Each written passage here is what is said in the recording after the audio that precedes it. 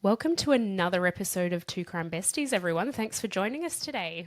Hello, how we going? I'm not bad. We've had a few technical issues this morning. It's actually the afternoon. Well, yeah, we feel like we've had a day already. Yeah. Firstly, my camera didn't work. Then we had some sound issues. Anyway, we're all good now, hopefully. We're good.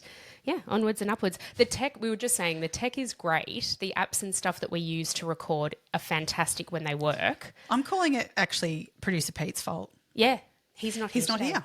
And if he was here, we wouldn't need him. Yeah, that's exactly right. But you know what?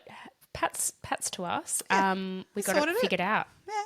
Maybe we don't need him. We don't need, maybe not. Sorry, Peter. No, we're not putting that out into the universe. No, sorry, we Peter. appreciate all your help. Thank you.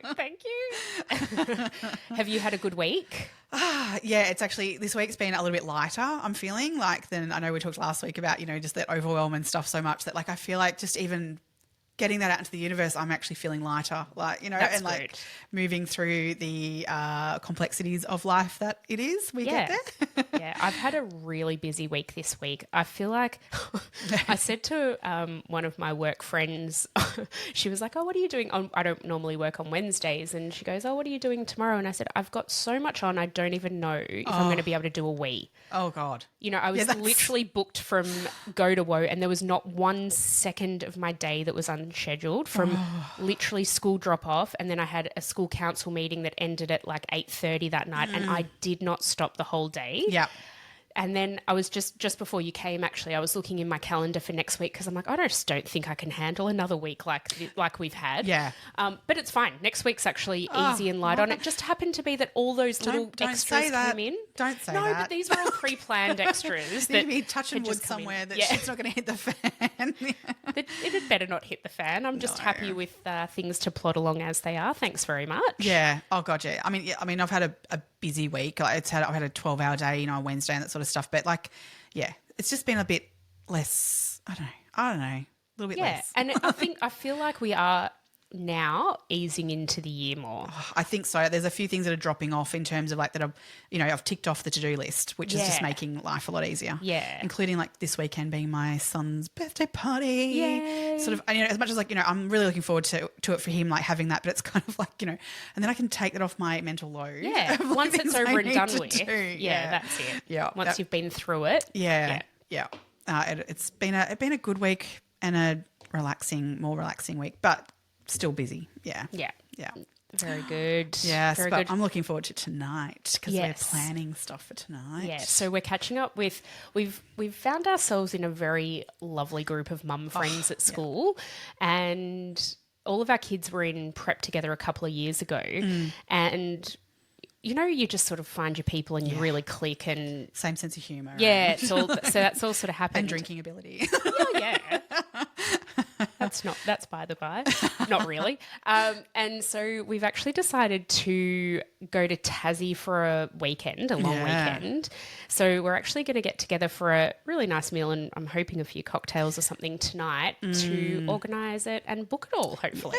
Or at least organise it. Yeah. So we decided on this because everyone in the group, bar Meg, loves an oyster. Yeah. And I'll so take where's the fact that you're having oysters for the company and the wine. and the champagne. Yeah. Tassie produces some amazing sparkling. That's what I'm looking I'm forward there for to. that. Yes. And sparkling wine with oysters. Oh my God. Oh, I actually can't wait. I'm prepared to fully get in there and shuck those oysters for you. Oh, thanks. Just to keep the party flowing. Sweet. I'm going to hold you to that. Yeah. I'll announce that to everyone tonight. But guys, Meg has volunteered as tribute to shuck all the oysters. Just not fucking sitting in one of those booger things in my mouth. No. You don't know what you're missing out on. Have you ever actually eaten an oyster? No, I actually hasn't. See, okay, so how do you know what you're missing out on? It's like the snot ball in my mouth is what I'm missing. It's not a snot ball in your mouth. See, get that out of your head. It's like they're deliciously creamy and fresh and they're so good. I just love it with a bit of lemon or just is perfection. But we went to a lunch, I don't know, just before Christmas, was it? And we had them with like this vinaigrette that was just amazing too. So Yep. Give them to me however you want. I will, down a few. Yeah. I know my dad loves them. Like, what is it? Kilpatrick with bacon and stuff? Is yeah. that, yeah? I feel like Kilpatrick, I mean, It's not the real way to eat them. No. I just feel like it's too much because that's with Worcester sauce as well. Yeah, I think so, yeah. Have you seen those memes, like those videos and stuff going around of people trying to pronounce Worcestershire sauce? Yeah. I think it overpowers the flavour of the oyster. But then I actually went to a restaurant a little while ago and they had, it was like a tasting platter of oysters. So it had like 2 of each, I think it was. And one of them was like an oyster in a Mornay sauce and then it was like, torched on top. Right. Oh my God. I'm salivating thinking about it. It was so delicious. Or It was maybe, so yum. maybe I'll have to give it a Just try. one. Yeah. And then if you don't like it, down a few champagnes and you won't If I even can care down it anymore. with some champagne up there. It'll be fine. I'm always in for a bit of a, I'll give it a go. The girls' weekend, even without the oysters, would be This is it. amazing. So Yeah. I think it's going to be lots and lots of fun. Debaucherous. It had better be. Oh, God. So that's exciting. Very Something to look exciting. forward to. And we're going Yeah. sort of around your birthday. Well, a little no, bit I'm after. claiming it. I'm claiming it. Yeah, I think it's you my should. my birthday weekend I away. think you That should. way I can Justify. expense. I Yep. can justify whatever everything goes on. It's birthday weekend. Yeah, Yeah. And I was yeah. going to claim it tonight with everyone and just say, by the way, Yeah. we're actually this going away is for my birthday. birthday. It's actually I shouldn't maybe put the word delayed in front of it. I'll just claim it as my 40th. Yeah, let's do it as your 40th. Yeah. Yeah. That's my thing. Yep. In my head, whether you guys are there for it or not, in that sense, I am. Hey guys, we're celebrating Meg's 40th plus a couple. No, I love Done. it. Yep. It's good. Really, Oh, really gosh, good. we've got to get planning someone else's 40th too. So, yeah. Oh, it's just mental block at the minute. Not because I don't want to turn. No. 40, but just lots of other Yeah, reasons. trying to just mentally prepare, like plan something. It's Yeah. the expense of it. Like everywhere, the places that I've looked at that I'm like, I think I'd like to have it there. Yeah. The minimum spends are astronomical. And then, Because it used to be pretty much like, you put a bit on the bar and you've got the venue. it's not like that No, anymore. You've got like, that's especially if you want it on a Saturday or a Friday night. Yeah. Anyway, Yeah. we'll figure it out. Conversations for another time. Yeah, that's it. Yeah. I do have a couple of a shout out for. I'm gonna call it 2 shout outs today. So, our delightful receptionist at work, she is sunshine in a human being. Her name is Joanna. She is so funny and so I just love her. She's the best.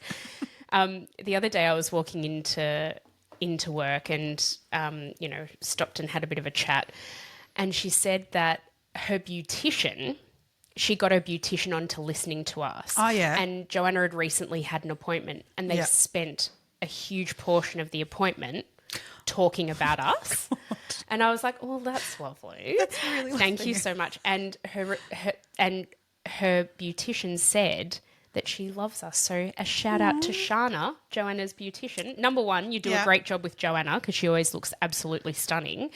But number 2, thank you, Shana. Love that. Yeah. Aw, Yeah. we love it too. I know. Again, we've had so many people, like we had a lot of TikTok comments come through this week. We've had a bit of an explosion, I think, in our Beaumont, content because I'm sure people have seen in the news that sort of resurfaced again. Nothing's really come out yet. So Not yet, if there is an update to be had, we will have it. But they're basically excavating the site that they've already excavated a couple of times before they redevelop it. Yeah, I'm in the hopes so of glad that they're doing that. and giving I think that we this said that in full our episode, extent. didn't we? Yeah. Like they need to do this. Yeah, because there was sort of some they were so long ago now, and trying to like pinpoint the exact point of where these guys were digging that they said they were digging at on the, back when it happened. So, I mean, now that they can just have a free reign of the whole site, I think that's what it requires. But it's going to take some time. Sounds awful, but I really hope they find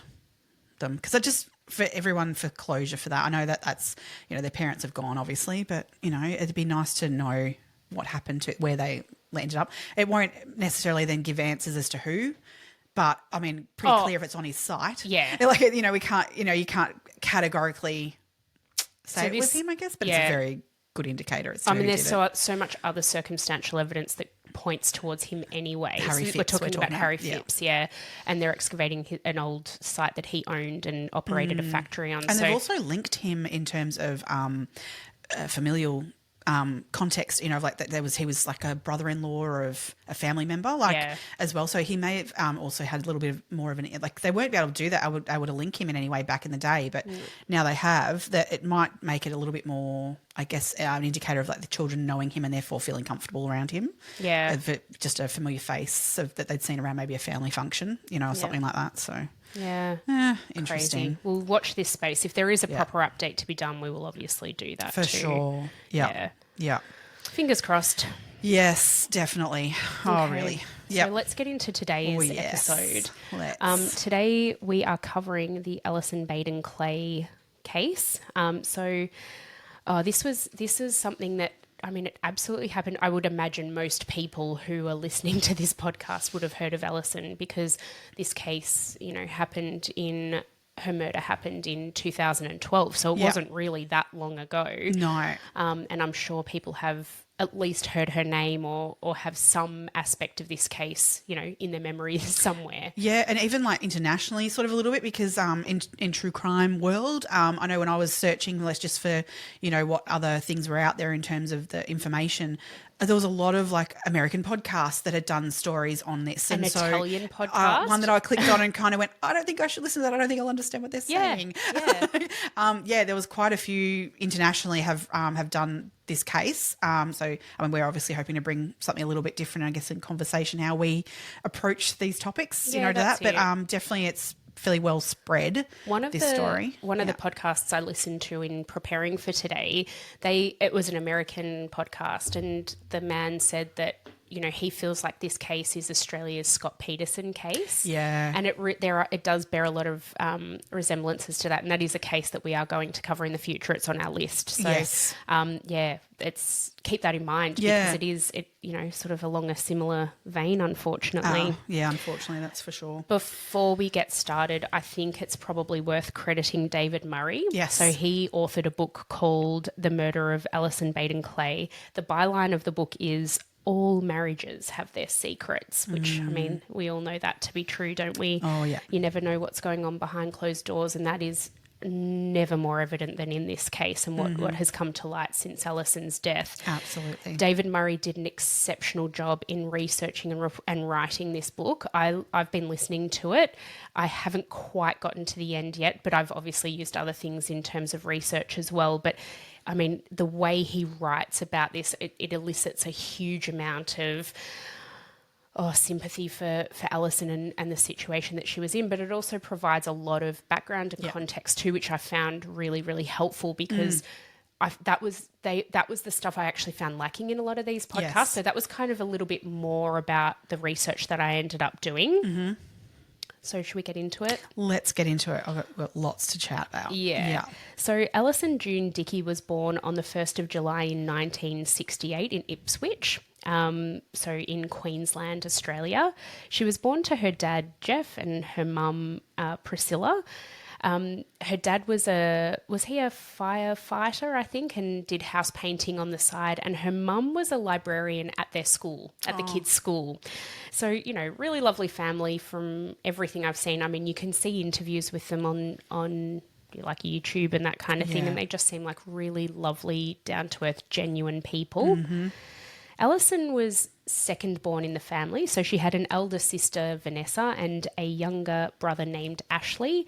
Very close-knit family, and, you know, they sort of grew up in, I would say, a fairly stereotypical early Australian, in their 60s and 70s, sort of a fairly typical upbringing. Yeah, nothing definitely. stood out, nothing, No. they just sort of lived their lives. And I know Alison had an absolute affinity for ballet. Yeah. And at age 10, she auditioned for the Australian Youth Ballet. There were 250 kids who auditioned and only 20 were chosen. She actually didn't quite make it into the top 20. I think she was 21 or 22. Yeah. So they popped her on an alternate list and somebody dropped out, or a couple of people dropped out, and she actually made it onto the team, or I don't even know how you describe that. Yep. Yep. She was so dedicated to her ballet. I think I was reading somewhere, or maybe it was part of the audiobook, she would practice for 20 hours a week on top of her schooling. Jeez. So I know one of my work colleagues, her daughter does ballet and is really very talented. And one of the ballet schools that she was at, the expectation was that you would do less actual school to attend ballet classes. Yeah. But I believe this model was a little bit different, and Alison was still attending a full day of school and then hours and hours of practice after school and on the weekends. That's dedication, isn't it? At the age of 10. Yeah. Yeah. She must have loved it. Yeah, well, you have to love it, absolutely. And because she then travelled overseas, she travelled to the UK, with her ballet and things like that. And so she was considered very good. There was a point where she didn't make it to another level. I remember reading about it and her response to it at the time. Outwardly, because she had so much support from her beautiful family, people sort of thought that she took it very well, but apparently inside it really hit her hard, like that she didn't make it. And I can absolutely understand that, but all due credit to her family then in the fact that she had this resilience to be able to carry on, even though that was a real hard hit for her. Yeah. So, yeah, I mean, lovely family, way of being brought up in this absolute dedication to something. She was clearly someone who's of a really good standing and really good mind on her shoulders. Yeah. So I think by the time she finished high school, she wasn't in the ballet company anymore. Yeah. And at the end of high school, she decided to apply for a gap year through the Rotary Club, and she was basically put on exchange from what I can gather. Yeah. I think she went to Denmark. Is that right? Oh, gosh, I didn't read about that. Yeah, so she went there for a year. She met who was a woman who became a really good friend of hers, who she then met up with later on. She'll come back into this story a little bit later on. And she just had a really great time living it up over in Europe and traveling around. They went to different countries and experienced lots of different things. And I think that really ignited a passion for travel in her. She loved travel. Yeah. When she returned to Queensland after this gap year, she enrolled in the University of Queensland into an arts degree, majoring in psychology. And she also undertook some Japanese lessons during that time. She became somewhat fluent in about 5 or 6 languages. Yes. She's incredibly... I actually wrote that down. She became fluent in 5 languages because this astounds me. Yeah. And they're all really different. Yeah. So it was French and German. Okay, I can sort of see they're similar-ish. Yeah. Danish, Swiss German, and Japanese. Yeah. Japanese just steps out totally. entirely. I'm impressed with anyone who can learn additional languages, particularly adults, I think. I mean, I watch children who do it on the daily and it floors me. Kids who can literally talk to another child and, say Mandarin and then turn around to the teacher and say, speak to them in English. It just and you're blows talking my about mind. little kids. Little kids, let alone adults. I am floored by the brain of some people who can do that. It really impresses me because your brain isn't wired to do that in adulthood. It's a real different style of being able to learn. Incredible. Amazing. Definitely a very intelligent person. Yes. Yeah. She enjoyed Japanese so much and the culture and wanted to sort of immerse herself in it. So she ended up doing a year teaching English in Japan. Yeah.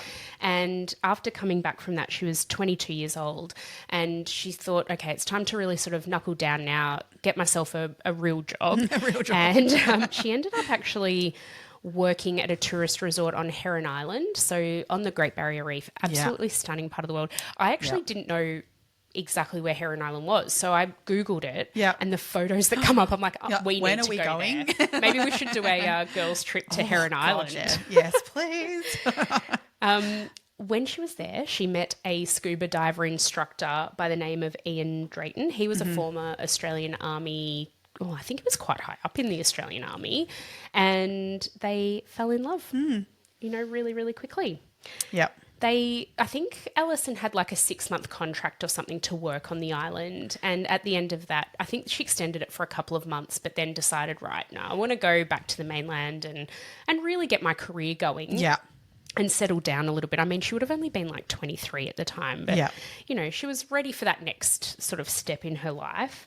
So Ian actually moved to the mainland with her. So he gave up his, like, imagine being a scuba diver, scuba diving instructor on the Great Barrier Reef. There is no better place in the world. This is absolutely, yeah. He would have been living life, to what his, career was heading towards, and he decided to give that up to follow Alison, back to follow her dreams. Yeah. So yeah.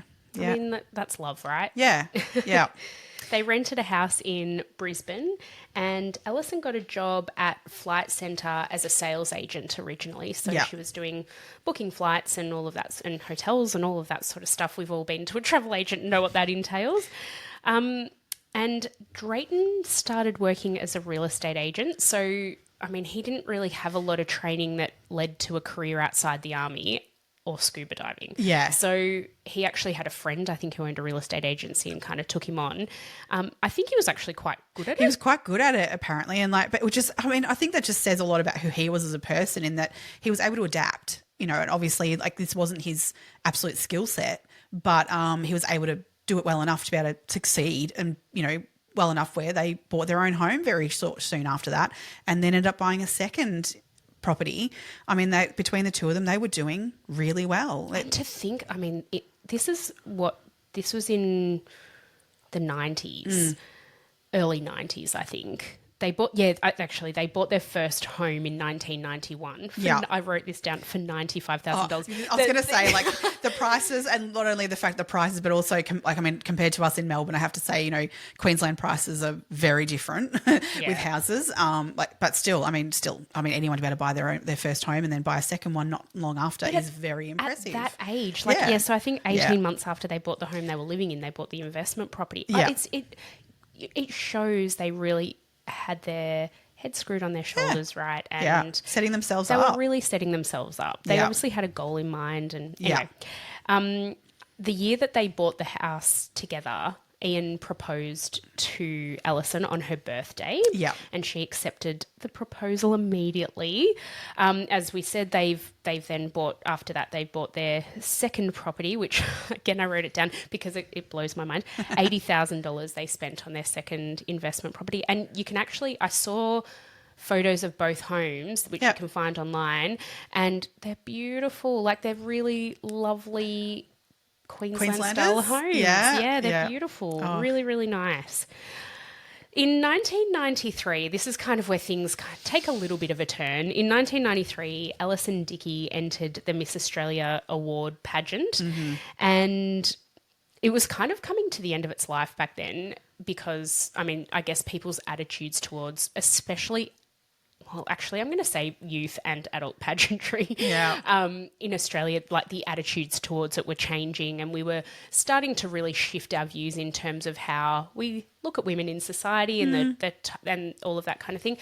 No shade to anybody who wants to participate in things like that. I just don't know that there was the appetite from an audience perspective necessarily. Yeah. Although this was a fundraising endeavour at the end of the day anyway, and I believe that was Allison's motivation to enter. That, and I think also this thought of, like, she loved being on the stage with her ballet, and it was kind of an entry to that, back into that sort of world of, like, putting herself, she was sort of dipping her toe back in the water in terms of going, I loved that. Like, where can I access that same sort of stage life? And that's what, and so, because there's a part of it which is about, you've got to show a talent. So that's what she had as her talent, was her ballet dancing and things. It was more that idea of being on stage. And actually, I think definitely as well from a fundraising point of view, and that was, definitely a draw card. But it was more about being on the stage again and having that passion of hers met. Yeah. Well, she won Miss Brisbane in that pageant. So she clearly, like, had a way about her that, obviously those pageants, there's elements of it that I find a bit, but she had a talent. She had ability to, speak well, and draw people in to be able to win a pageant like that. And not to mention, very attractive woman, I think. Oh my God, she was so beautiful. Yeah. So beautiful. Yeah.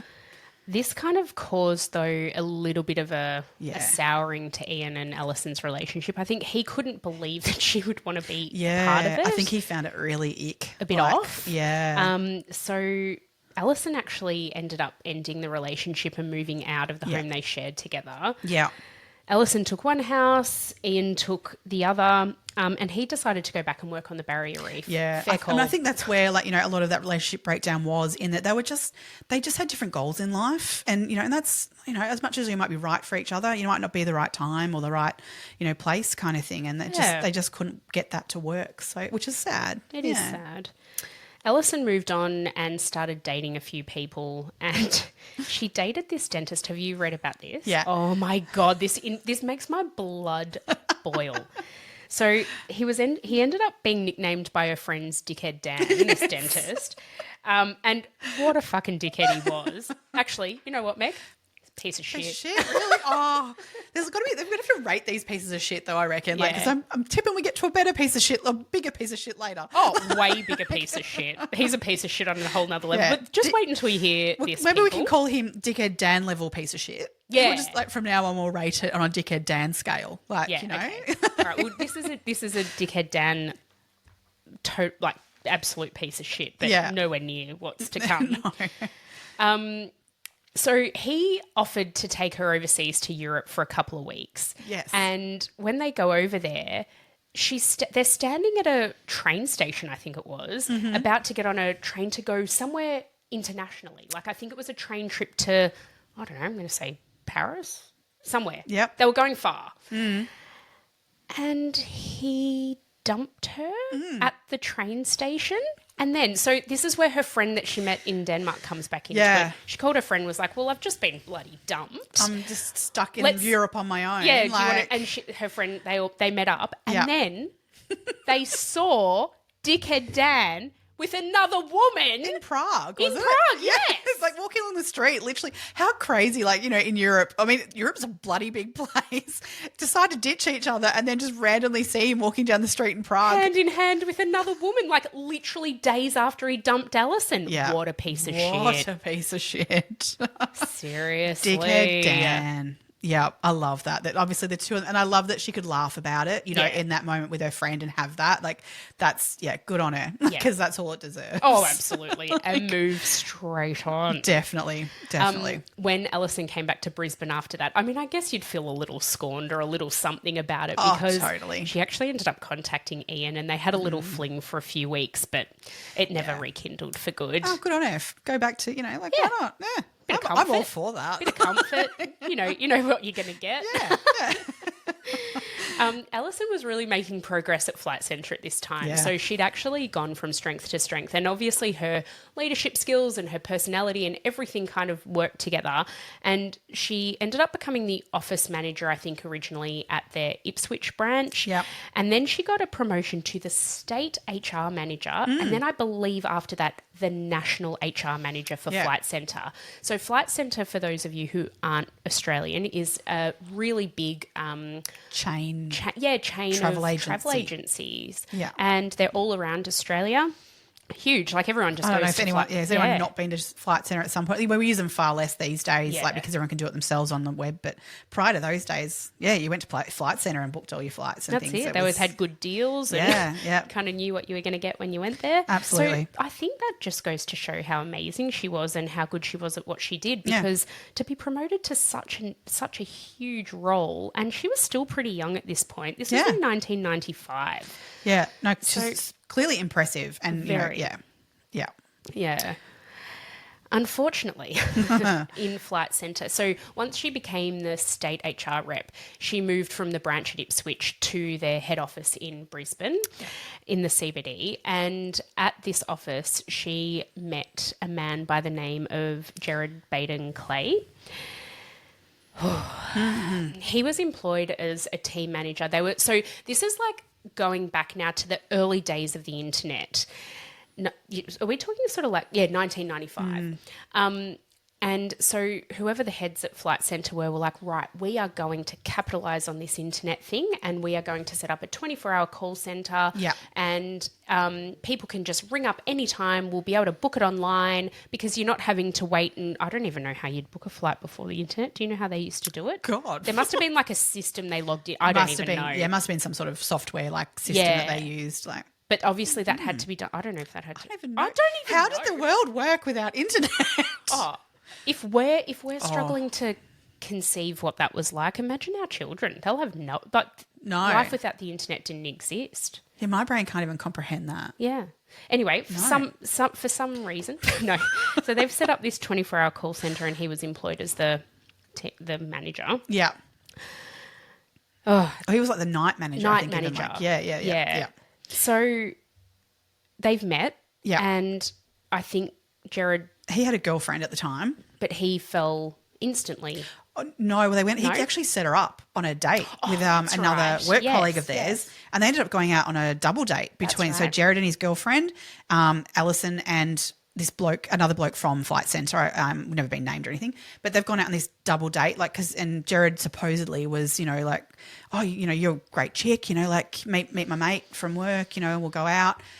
Apparently, during that dinner, sparks flew between Allison and Gerard. Between the two of them. Okay. Because he was a very charismatic charming man. So they, from that point, he sort of, broke up with his girlfriend, and the two of them started dating. So Alison, for a little while, though, was contemplating whether or not to sort of keep going with this relationship with Ian because, after coming back from that ill-fated dickhead Dan trip, and sort of rekindling things a little bit with Ian, but certainly not, they weren't fully committed to one another or anything like that. And in this interim period, she's met Gerard. Yeah. And she was sort of, I guess, seeing both of them for a very short period of time. And she went away on a weekend away with both of them over this period. Mm-hmm. And the first weekend she was away with Gerard, and they were staying at a hotel. She left her clothes on the floor, and she came out of went and had a shower, came out of the shower. Gerard had folded, ironed, and put away her clothes. Mm-hmm. Mm-hmm. And she thought, oh, wow, that's green amazing. I say red. I say red. For anyone who is thinking this is a green flag, it is not. And that sounds counterintuitive. We talk about mental load and things with women. This is a red flag. This is the beginnings of coercive control. This is not mental load removal. No. This is him controlling everything. Yep. So then Allison's gone away with Ian I think she actually went back to the Barrier Reef to visit him because he was working at a different resort by that stage, and stayed at the hotel that he was working at. Did the same thing, took her clothes off, left them on the floor as a bit of a test to see what would happen. He do, yeah. And she came out of the shower and her clothes were still messy and on the floor. And she said that is what made her decision to break up with Ian and sort of pursue the relationship with Gerard. Yep. And on paper, I can see where she was thinking. Door moment. Oh, absolutely, absolutely. But now what we know, no. Nope. That's a hard fucking no. Yeah. You know what? I'm just going to keep going because there are so many red flags that come up across the way. And we are in no way victim blaming here. Nope. We totally understand why she did what she did. I can understand that initial thinking of that. And look, you can justify all the behaviours and things. It's never the victim's fault. Like in your mind, you think these things are lovely. And that it's called love bombing. You are made to think that. It is a technique, unbeknownst probably even to the person perpetrating them. They don't realise they're doing it. That's so innate in them to do that you think as the victim that you are being treated like a princess and how you should be treated. But it's to lull you into a false sense of security. Also, I've got a friend whose husband is very, I'm going to say OCD, and I'm not saying that with he doesn't have an official diagnosis, but he's so neat and tidy. And on the surface, that's amazing. I often say to her, I'm like, oh, you're so lucky, because he'll literally he can't have anything out of place. Everything is white. Their house is immaculate all the time.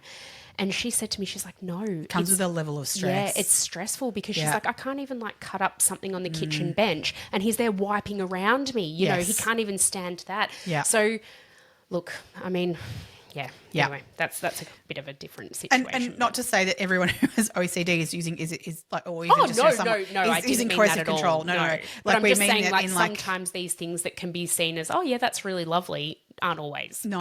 Yeah, that's For true. different That's reasons, right. though. Exactly, different levels of things for sure. Yeah, everything's on a spectrum.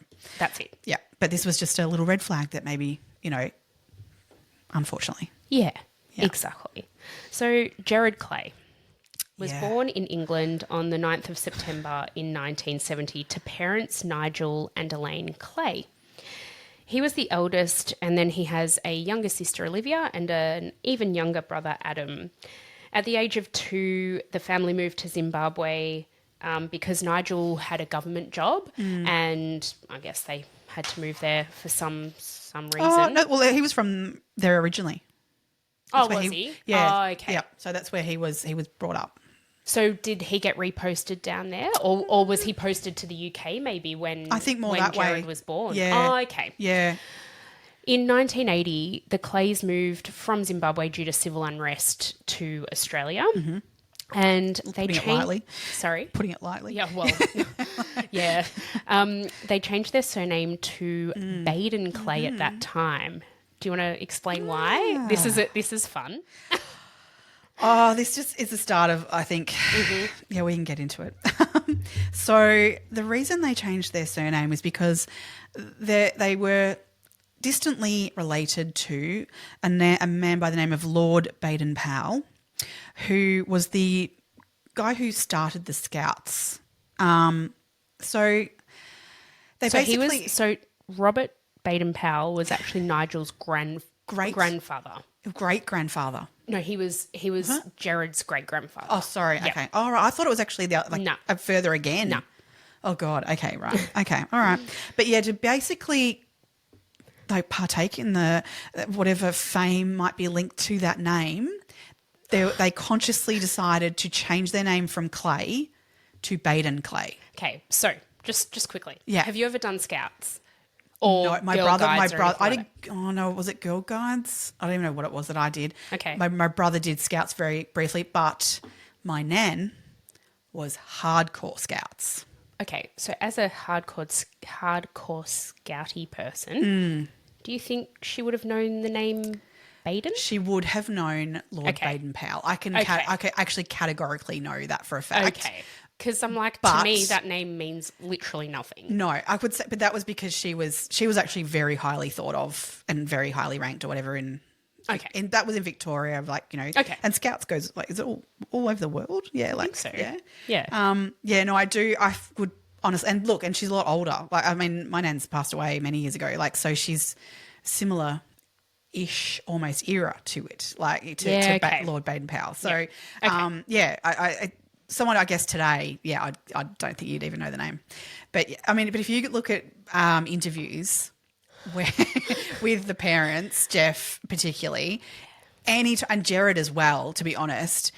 Anywhere possible that they could explain the Baden-Clay and Baden-Powell commonality, they would. Baden-Clay, not Baden-Powell. Well, I think wanted Clay was their their family surname, name, so I guess yeah. they were hanging on. They weren't complete, not a narcissist. But there was enough. To them, that was enough to link them in their minds and to be able to bring that up in conversation at every point. Yeah, okay. It was a way of introducing it as a conversation starter. Yeah. Because to me, Baden-Powell and Baden-Clay are two completely different surnames. Yeah. Like, I would never, Same. even if I knew that Baden-Powell was a Scout person, I wouldn't then in my mind know someone named Baden-Clay and be like, oh, are you related? Any chance you're related to Scout founder Robert Baden-Powell? Oh, no, absolutely. But they found a way to bring it up at any possible chance. Yeah. Yes. Did Jeff work for the Scouts? Was he? No, I don't believe so. Not even to that level? I think he. Oh, I mean, God, they were it makes it even involved worse. in the Scouts, but I don't know that he was ever actually financially paid by the Scouts. I think he was like a Scout leader. Is anyone Well, paid? I think- It's well, quite a eventually- voluntary based. Yeah, but eventually Gerard was. Yeah, briefly, wasn't Briefly, he? yeah. because he couldn't succeed at that either. Yeah, we'll get to that in a Sorry. sec. Actually, It's my disdain for the man coming out too much. no, please, you're staying away. So Gerard went to school in Toowoomba, so they settled in and around that area, again in Queensland, and he completed a Bachelor of Business at the University of Southern Queensland, I think it was. So not the same university that Alison went to. No. He was an Army reservist and he worked as an accountant. So he used his business degree and decided to do accounting, but he decided that wasn't for him. He got a job at Flight Centre to set up the call centre. So we're kind of now at the point where he's meeting Alison. Mm-hmm. So they've been dating. They hadn't actually been dating for all that long when Gerard proposed to Alison. And Alison didn't accept straight away. So we know when she was proposed to by Ian, she said yes immediately. Mm-hmm. But when Gerard proposed to her, she said, give me a week to think about it. Oh, there's your answer right there. Isn't it? Yeah. Isn't it? Mm. But the fact, okay, I feel like if you're being proposed to, you're kind of being put on the spot. So I get people saying yes in the moment because it's like... It's exciting. And it's exciting, and I think but you can also say like yes. there's a bit of pressure. Oh, totally. Yeah. But then... I dare say her saying, can I have a week to think about it, would have blasted his ego a fair bit too. Absolutely. And I just think for her to have had the balls to say that at that point... Yep. That says a lot to me about who she was. Yeah. Like she was very sure of herself, I think. Yeah. By the way, I think it's also worth mentioning that up until this point in their relationship, he was love bombing her. Mm-hmm. He was like involved in every aspect of her life. He didn't want her to do anything without him. Mm-hmm. And whether or not, I mean, the fact that she said, I need a week to think about it makes me think that was already raising an alarm bell in her head somewhere. You don't say, I need a week to think about it if you're head over heels and there's no alarm bells going off, do you? No. So eventually Alison agreed and so they officially became engaged. Now, we need to talk about Gerard's relationship with Mummy and Daddy. Oh, and you said the words. Mm-hmm. Mm-hmm, because apparently that's what he called them. Mummy and Daddy as a grown adult. We've talked about icks on one of that massive ick is a great huge ick. No freaking way. My 8-year-old, when he wants to creep me out, will call me Mummy. I honestly to God, when I first heard this, that's what he called them. I literally was like in my mind, 7 and up, because that's like how old my youngest is, and I'm like. Yeah, he's moving into that next realm of like adulthood that I can't even imagine right now him saying that to me. Lucas and other than if it's a bit of a mummy. Yeah, that is literally when Lucas will do it with me. He'll be like, Mummy, could I have a special treaty? Yes. And he's doing it so he looks little and sweet and innocent. Trying to like, can I get what I want? And he's 8. Yeah. He's not in his mid-20s. There's nothing cute about that anymore now. Like, because he knows, I mean, my youngest knows that if I come back with that one of like before you even finish that sentence, no. Yeah. Nice try, mate, but you're going to have to try different tact with me, boy. Absolutely. So, that screams something wrong. Issues. It's just gross. Because apparently he also then... everything got put past his parents. Every decision that was made, he would go to his parents on. So much so that they're engaged, like Alison and Gerard are engaged, and he told his parents about this, and they were like, well, our wedding anniversary in like 9 months' time falls on a Saturday. We think you should get married on our wedding anniversary. And they did. Well, they did, but Alison didn't want to. No, I don't blame her. She was like, well, no, that's weird. That's odd. Like, we're not doing that. But then Gerard is... Sorry, I keep saying Gerard because it's like the way it's written. Yeah. Gerard is like persistent, and I guess she just thought, oh, fuck it, whatever. We'll just do it that day if it's that important to you. But she was aware of this quite odd relationship he had with his parents, that he was very much still mummy's boy. That probably played into her, you're going to have to give me a week. Yeah. I think that's what, honestly, that's what was kind of playing on her mind, was like, this relationship with his parents is a bit odd. Like, do I really want to be involved in that? Mm. And his controlling like his brother and sister as well. Like the 5 of them were, like I say Alison and her family, they were close, but normal. Yeah, to a normal degree. Yeah, then there's like... But then there's like this insular... incestual? Yeah. I mean, I'm not... I don't think we're implying that there was anything sexual going on there. No. But it was like very insular and like Yeah. to the exclusion of everyone else. Like they didn't really let people in. They were very just as a really tight family unit, but dysfunctional. Oh, yeah. Yeah. Yeah. So they got married on Mummy and Daddy's wedding anniversary, and after the wedding, they did a huge amount of travel. So that's something that Alison and Gerard had in common. They loved travelling. They visited Kuala Lumpur, the Maldives, Turkey, Egypt, Spain, like so many more countries as well. And they ended up in England so we're in 1997 now. They sort of, at the end of all of this travel around after their wedding, they ended up in England. And Gerard got a job at Blockbuster as a systems consultant. So this was the first time in their relationship that Gerard actually had a job that paid more and was sort of more senior to that of Alison. She'd given up her job, obviously, at Flight Centre to do all of this travel because I think they were planning on travelling for over 12 months. Yeah. And Alison just, over in the UK, just got sort of like an entry-level office job and, I mean, they were doing all right for themselves. They were travelling. It didn't really matter. Yeah.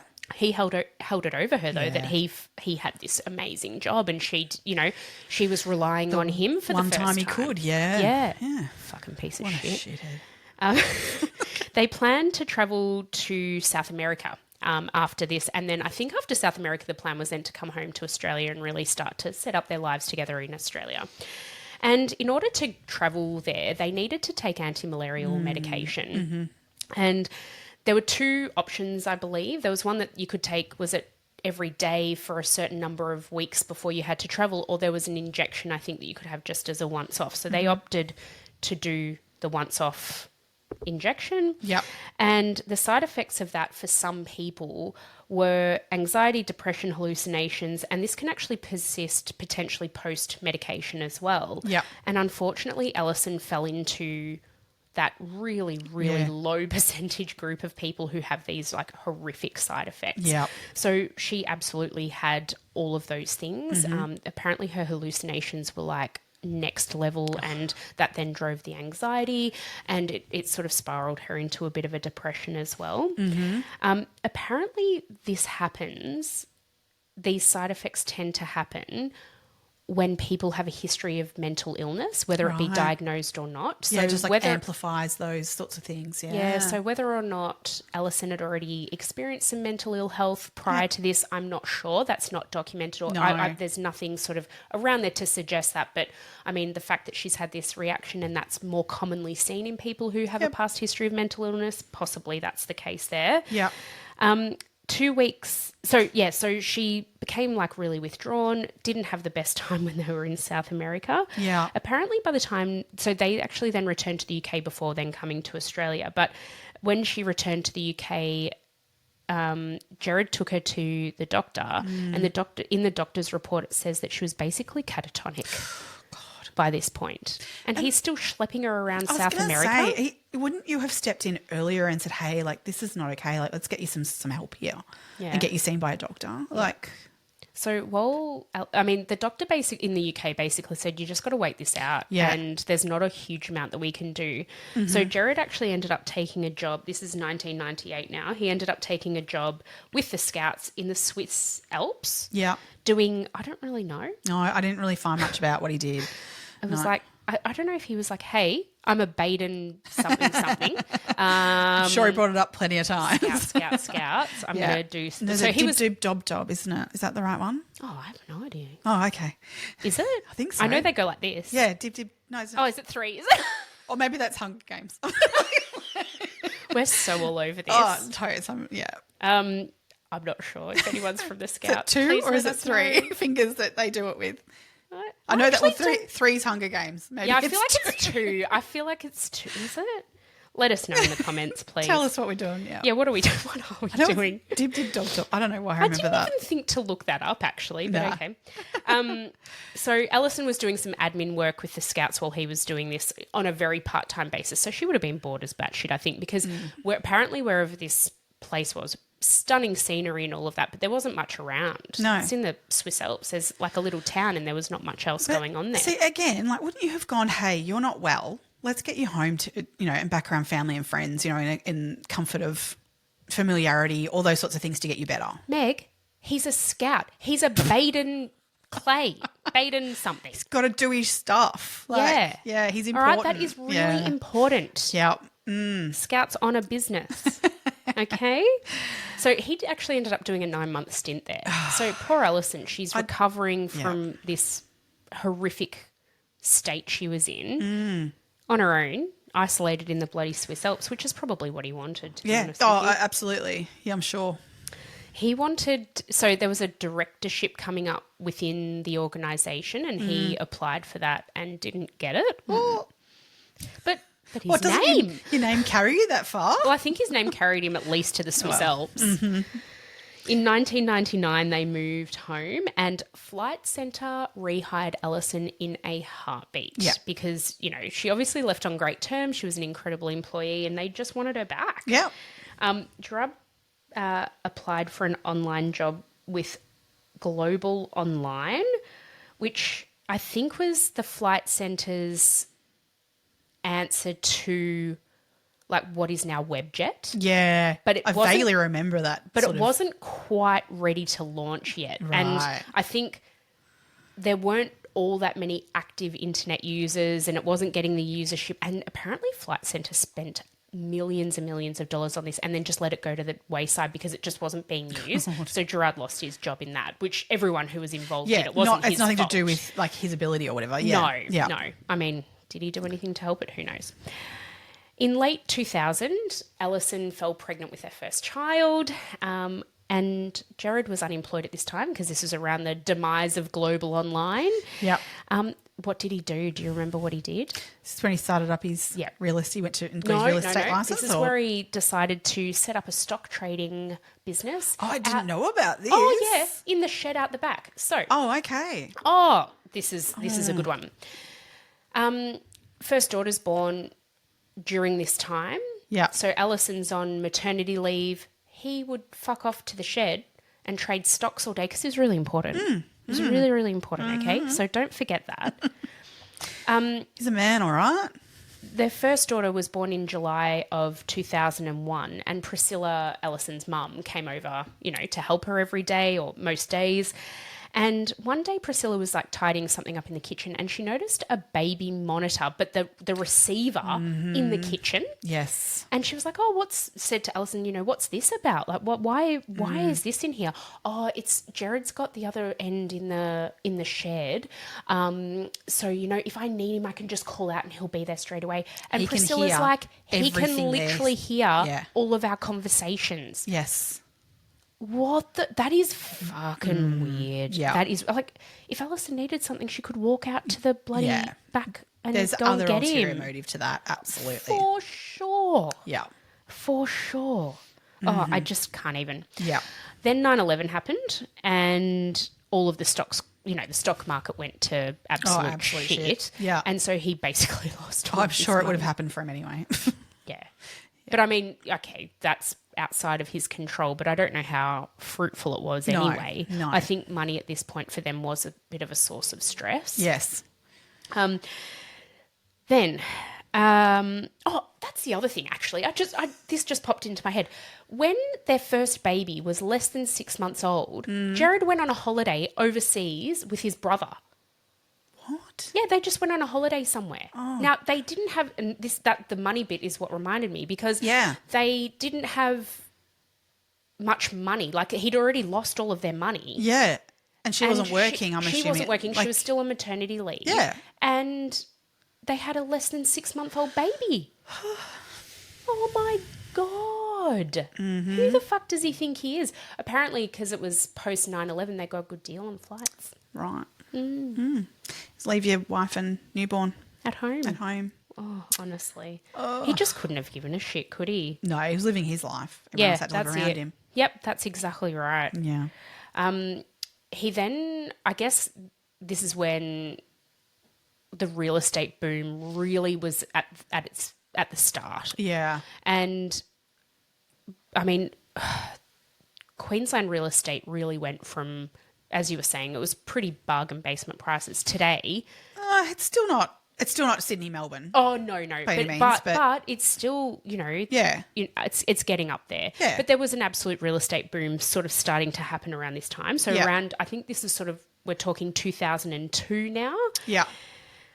Apparently prices were going up year on year, like 160%, stuff like that. So All it's right. significant Okay. in terms of, growth Yeah. in the real estate market.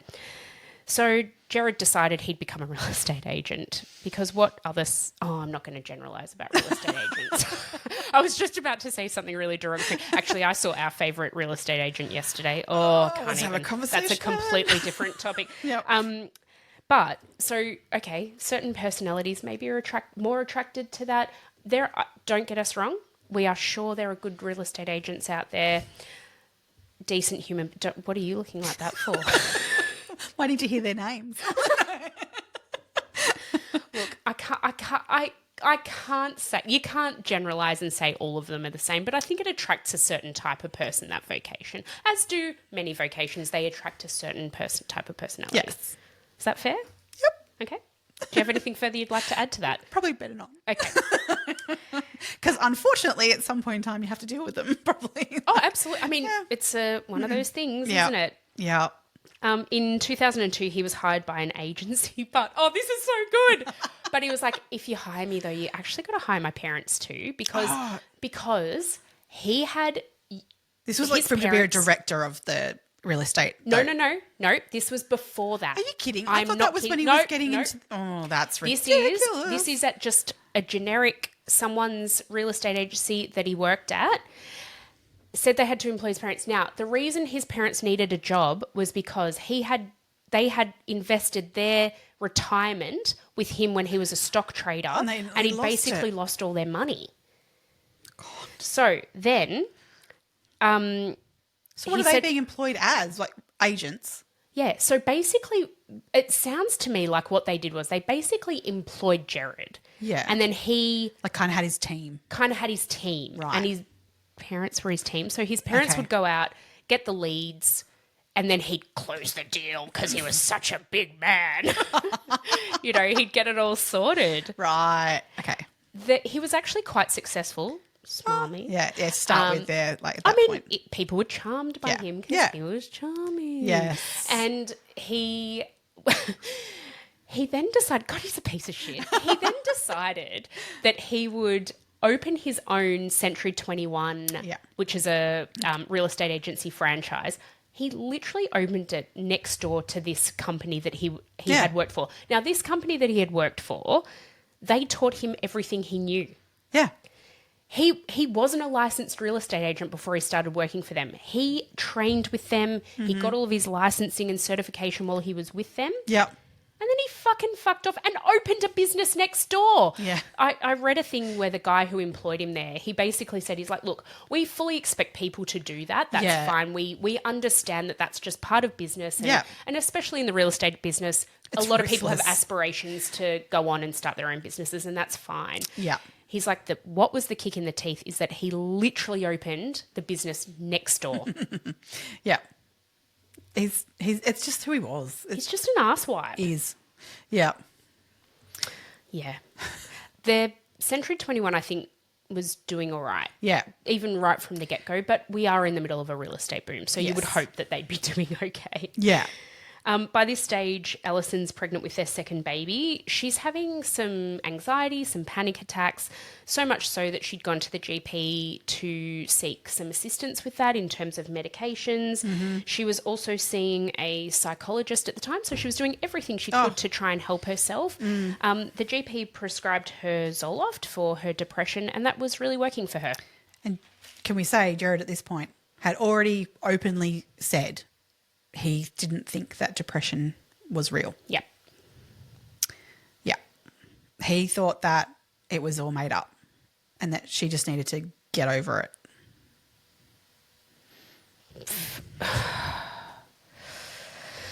Total piece of shit. Yeah, just get over it. Just pull yourself out of it. Yeah. You just sort your shit out. Yeah. Well, she would have by this stage now had 2 kids. So their second daughter was born in December of 2003. She would have been, I bet, doing everything on her own. It would have been like she was a single parent, right? You know, he didn't, I don't know. She would have been doing all the work with the children. I am absolutely sure of that. Yeah. By the time she was pregnant with her third baby, he was having an affair at that point. So he was not engaged in the marriage, you know, at that point. Big time. And we don't know,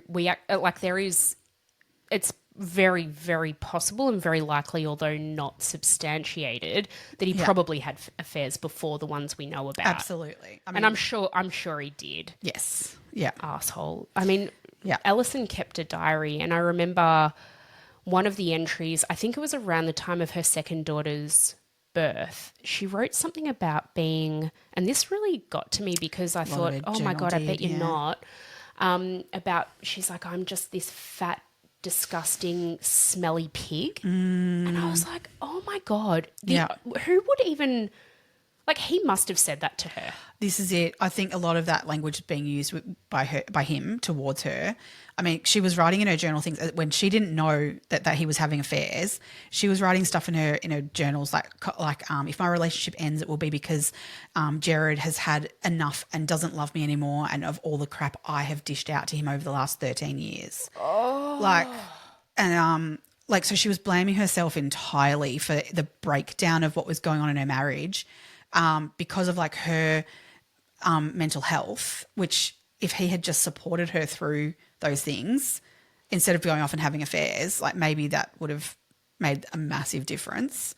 But it's like if he didn't have her at 100%, he just didn't want her. No, well, she another one she wrote in her journal was, if only I had given more sex and put some more work into our marriage and not just been a mother.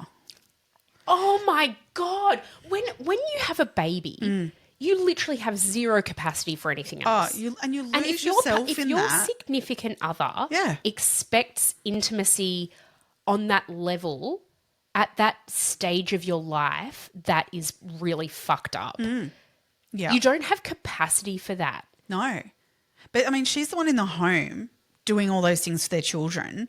He's the one going outside of the home, working, etc. in this scenario. That, you know, for her to know what's going on whilst he's out of the household, he knew what she was doing on the day-to-day. She didn't know what he was doing on the day-to-day. He's coming home like going, well, now you need to, you know, fulfill my needs, and you're not. But he didn't understand what was going on for her at all. And Nor did he give a shit. No, he didn't. No, he didn't want to know. He wanted to expand the real estate business, so much so, and by this stage, look, I think his parents had kind of had enough as well. So they bought into the Century 21 franchise when he opened it up. Yeah. And then, but by this stage, sort of we're talking, I think, 2006-ish now. Yeah. His parents decided, I'm guessing they wanted to retire, so they basically sold their share of the business to 2 other independent parties. Yeah. And these new partners, unfortunately for them, didn't do their due diligence and check the finances or do any checks and balances, really. I think he'd cooked the books a bit anyway. Did he? Yeah. Oh, that doesn't surprise. No, no, he definitely did when they had their meetings once. They'd become but I think partners. he'd been doing that already. Even before. Yeah, okay. Yeah. That makes sense. Yeah. And they didn't really check the financial statements or have them properly checked out, or maybe independently verified or audited or anything like that. Yeah. They kind of went in. I mean, he obviously probably charmed them too, and they were like, oh yeah, this guy will be a great person to be in business with. Yeah. He became increasingly controlling of finances, not only within the business, but at home as well. So Alison by this stage, didn't have open access to their money. She had to ask him for money for things like groceries or clothes for the girls or whatever. And so, again, we're just escalating this controlling behaviour year on year. Yeah. And within the real estate company that he was running, that he was basically, from all accounts, he was quite a good agent and good selling agent. And that's what he was good at. But actually running the business, not so great in terms of financially managing it. He was employing people to do things that really he should have been doing to save the company money. Because at the end of the day, what he really liked about this whole thing was that he liked the show of it, and he liked to be part of, like, you know, going off to conferences and having it, oh, yes, I'm the owner of that company, like kind of bullshit, and, you know, flashy. But what actually needed to happen to have that company succeed, that wasn't his concern. Like, so there was a point there where this company was running, but it was on the smell of an oily rag, basically, because there was no one doing the stuff that needed to happen to actually put any money into this company. Someone was saying that around this time, most real estate agencies were literally rolling in money. They were making insane amounts of money. Yeah. Yet he just wanted to have the notoriety of that, not the actual, like, hard work that it takes to run a business. Yeah. Whether it's, you know, a business that is turning over lots of money or a business that's struggling to make money, as an owner of that company, you need to be running every bit of that and being on top of it all, and he was not. He wasn't across anything. No. In 2008, we actually don't know the exact start of this particular affair that I'm about to introduce to the story. Yeah. But in 2007... Yeah, sorry. Yeah, 2008, sorry. You're right. It was when it started. The affair started. In 2007, Gerard hired an assistant at Century 21 by the name of Tony McHugh. Yeah. Now, I don't think she was a real estate agent. I think she was literally doing some, like, admin type work within the company. And by August of 2008, their affair started. I think there is a bit of, I don't know, the timeline there's a bit, I've read different things, so, but I think that's generally accepted as when it started. Right, because she ended her marriage 3 months into their affair. Yeah. Her marriage was already on the rocks, and so they sort of started talking about this, but both their marriages were rocky. Of course they were. This is what they kind of connected over, that, I think I'm going to end up leaving my partner. Like, it's kind of how they bonded, like, you know. And then Tony actually did leave her husband. She had every intent. She was speaking her truth in that, whereas fuckstick Gerard actually was saying that just to lure Tony in. He had no intention of leaving his wife. He had no love for her either, I don't believe, but that was not, you know. That's not what the show was that he wanted to have in the background. Yeah. So, from everything I could see of that, she categorically, marriage wasn't working, and ended her marriage 3 months into starting an affair. With the understanding that Gerard was going to do the same thing. Because he was saying to her constantly, like, I'm going to leave my wife. I'm going to leave my wife. Yeah, all that sort of stuff. I think by the end of 2008, people in the office started noticing that there was definitely something going on. They really didn't hide it well at all. Like, I don't know if they intended to. And for Tony, she wasn't doing anything wrong, but at this point, she'd ended her marriage. She was now seeing another man. It was, I mean, not to say she's not at fault in that she knew Gerard was married. Yeah. I think there's some accountability there for sure. Yeah. But she wasn't the one sort of stepping out of her marriage at that point. That's it. She had done what you should do in the marriage if that's not where your love is. Agreed. Just really quickly, we didn't mention that Alison actually had their third baby in September of 2006. So Gerard's having this affair with Tony while Alison's at home with a 1-year-old, a 3-year-old, and a 5-year-old. Yeah. And I mean, and from all accounts, she was not the first affair that he had. There were many before, during, and after. Well, not after. Well, who knows? Prison's a strange place. So in June of 2000...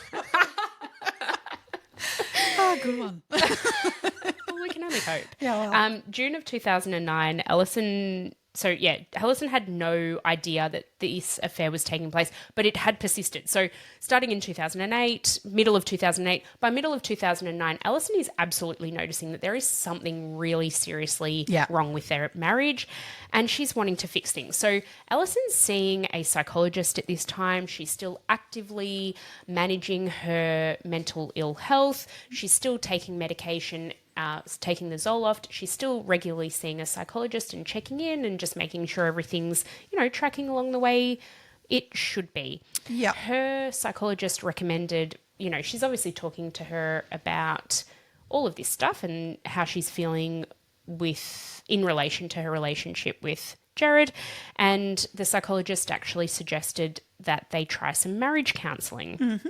How did Gerard feel about that? Oh, no, it wasn't his thing. Turns out not his cup of tea. No. Because if you go and see a psychologist or a counsellor, They might see who you are. They might. And especially when you're there with your significant other, you can't bullshit. Well, you can bullshit to a certain point. Although he would have thought he could bullshit, and he was smarter than everyone, let's be honest. Just ask him.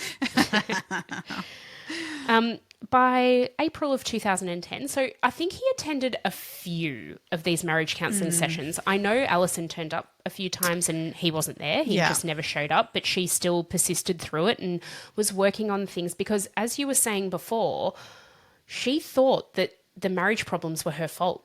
So she was obviously taking this counselling from the perspective of she needs to improve things and she needs to do better and she was taking all of the ownership, which would have delighted him no end. Oh, it's exactly what he wanted. Yeah. Like, she can feel shit about herself because I've got nothing to feel shit about. Yeah. I'm doing my job over here, bringing in the money or whatever. And not fucking anything which that'll he move. wasn't. No. Yeah. No, They were living in a fairly affluent part of Brisbane, but they didn't own their house. They were renting. They were like literally the shittest house on the street kind of thing, on the nicest street sort of thing.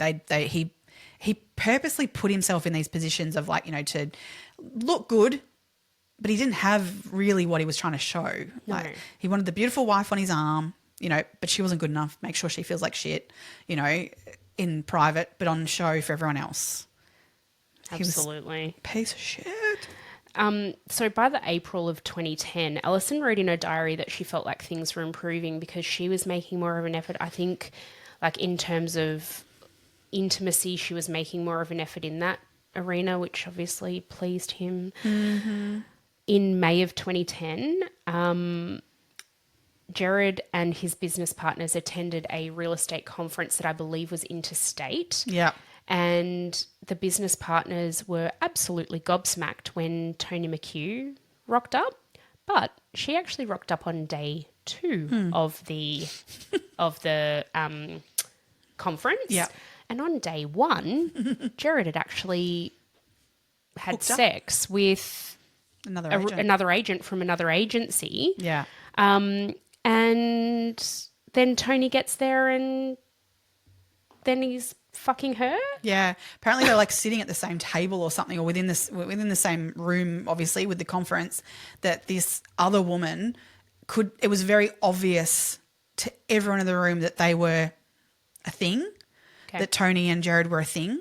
And so she basically went, okay, and backed off, like, kind of thing. Because she was like, oh shit, I've fucked a married guy or somebody who's attached. Yes. Yeah. Oh, that poor woman. Oh, yeah. Yep. That's not even his wife. It's not even his wife. But then he it's not like that was the first time he cheated on Tony either. God, no. No. In August of 2010, Gerard told Alison he didn't love her anymore and that he wanted to leave her. Yeah. And Alison blamed herself for this, which is evident in her diary entries, which we've kind of touched on. So another thing she wrote in her diary: men need sex and want to win and need to be the centre of attention. Women work the hardest in a relationship, and after they've had kids, get shoved aside. Oh my God. I've actually written down a couple of quotes as well, different ones though, but just as hard hitting. Yeah. I wish we could rewind to before we were married, because that was when he was love bombing her and being lovely to her and doing everything for her. And now it was the absolute complete opposite of that. Yeah. She also wrote, I hate it when my weight bulges over my pants. And you look photos of her. I'm sorry, there is not a skerrick of a bulge. She actually had a really beautiful figure, like a for one who's carried 3 children, but even done all that. No, like, that's the thing. You wouldn't have even picked that because she was.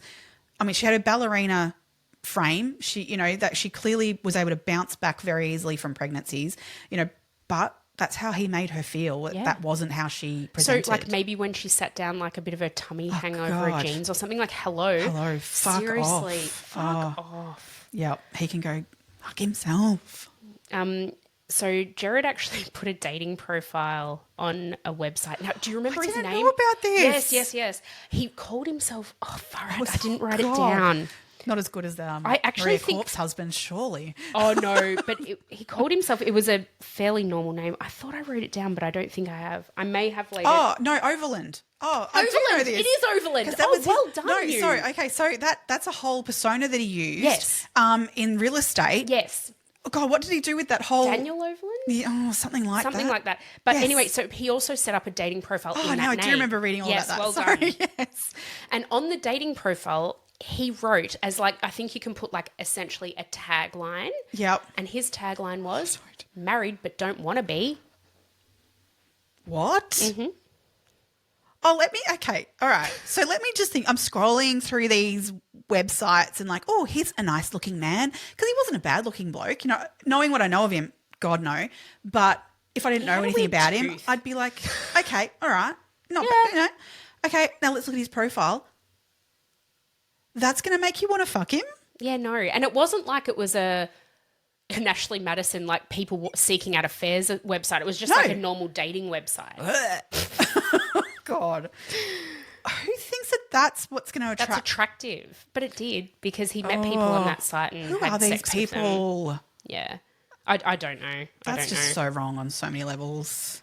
Um, If you don't want to be married, people, don't be married. yeah.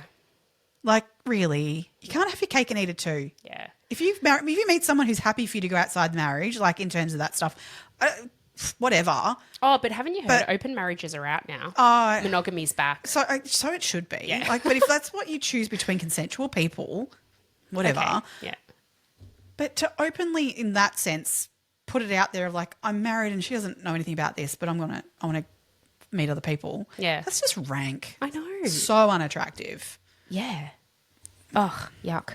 I think around that time when he was setting up the profile as well, Tony had basically said to him, unless you're going to leave Alison, I actually can't be in this anymore. Yeah. And they split up. Yeah. For 3 months. Just going back for 1 3 second. months. So who decided that open marriages are out? Who makes that decision?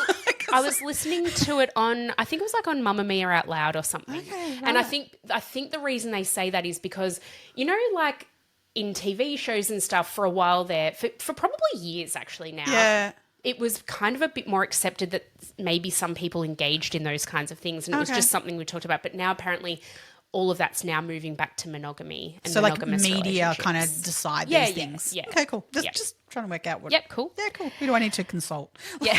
Where am I going with this? So Tony and Gerard rekindled their romance after 3 months apart. Yeah. Now, during this time, so I think Alison had found out about the affair, Yeah. said Tony needs to fuck right off and leave Century 21, so she did. Well, it was also the partners were also saying to him, you need to get rid of people who are not, like, you need to fulfill some of these roles rather than paying other people to do these roles. The partners were like, you cannot be in a relationship with... This is going to end badly. Yeah, there was 2 parts to it. It was like, you need to do the job yourself that she's doing, and at the same time, you cannot be working here with her, having an affair, and etc. Like, it was all like, this isn't on so many levels not working. You need to fix it. So it was both financial as well as the perceived stuff that was going on. Oh, yeah. Yeah. So Alison ended up coming to work. So by this stage, the partners know that the business is in like pretty dire financial situation. Yeah. And they're in, was it the business that was in like $1 million worth of debt, or was that personal debt to Gerard? Oh, I think it was Both, like a combo of the two.